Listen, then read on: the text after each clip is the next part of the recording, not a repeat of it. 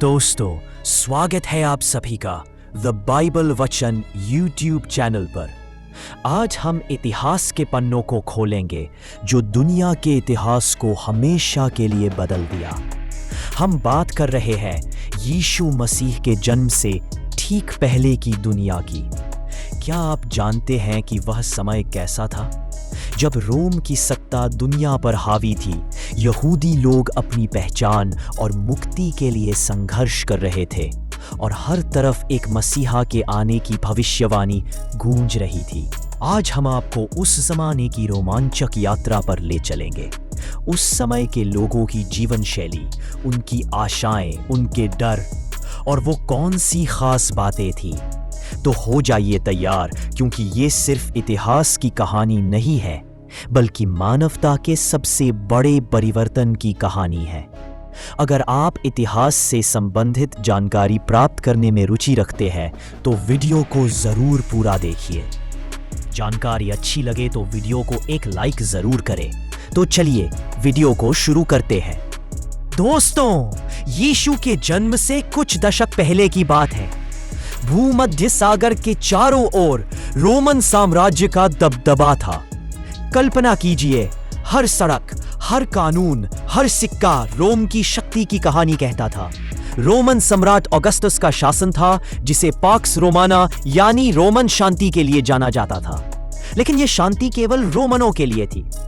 वहीं इज़राइल की धरती पर, जिसे रोमन यहूदिया कहते थे, स्थिति तनावपूर्ण थी। यहाँ के निवासी यहूदी लोग सदियों से अपनी धार्मिक पहचान और स्वतंत्रता के लिए संघर्ष कर रहे थे।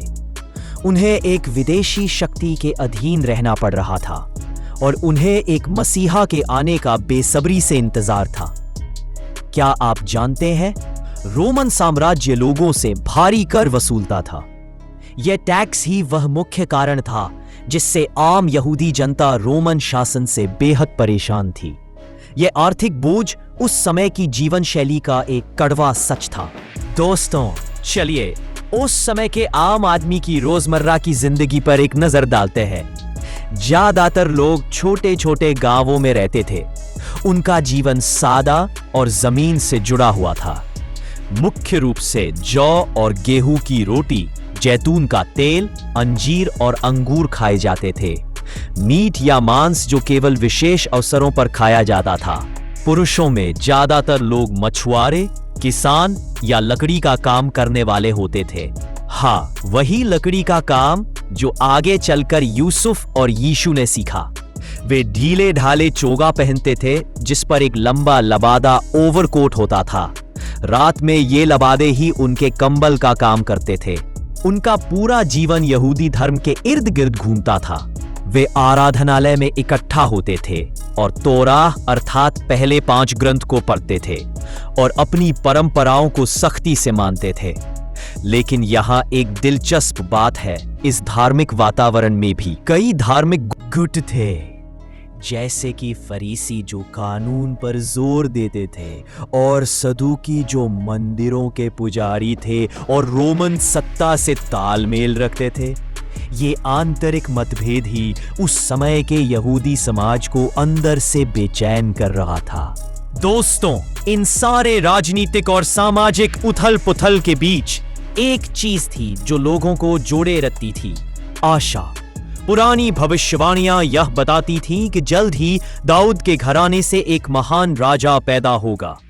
वह राजा इज़राइल को रोमन गुलामी से आजाद कराएगा और दुनिया में शांति लाएगा। यही वह समय था जब बेतलेहम जाने वाली सड़कों पर लोग चल रहे थे, क्योंकि रोमन सम्राट ऑगस्टस ने एक जनगणना का आदेश दिया था। हर व्यक्ति को अपने पूर्वजों के नगर में जाकर नाम दर्ज कराना था। लेकिन रुकिए, यही जनगणना उस खास परिवार यूसुफ और मरियम को उनके घर नासरेत से बेतलेहम तक ले गई। वह जगह जहां सदियों पहले यह भविष्यवाणी की गई थी कि मसीहा का जन्म होगा। यह सरकारी फरमान अनजाने में ईश्वर की योजना को पूरा कर रहा था और इस प्रकार परमेश्वर ने अपनी योजना को पूरा किया। दोस्तों, मिलते हैं अगले वीडियो में। जय मसीहा की।